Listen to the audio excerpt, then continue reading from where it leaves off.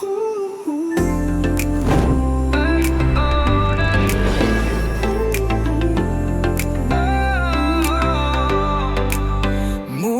sa lupa ng ating bayan,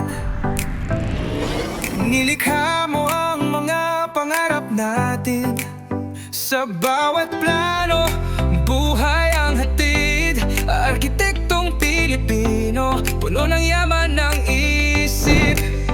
15 taon ng bitin. I shall work with this general objective, that I am accountable to God, to Mother Earth, to my country, to my fellow men, and to myself.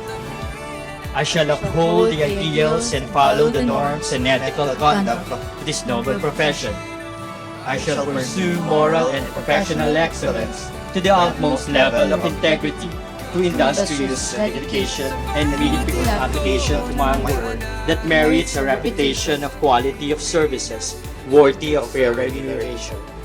I shall pledge myself to the highest standard of professionalism in relation to clients, colleagues, industry partners, and society. I shall dedicate myself to the pursuit of creative endeavor towards the goal of enlightened art and science, generously sharing it.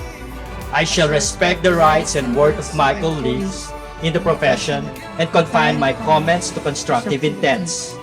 I shall endeavor to do my duty in the protection of our common environment and the preservation of architectural heritage for the sake of the present and future generations.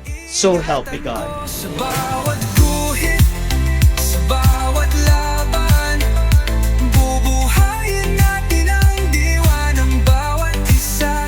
15 taon, ginto ang ningning, isang awit ng dangal, walang hanggan.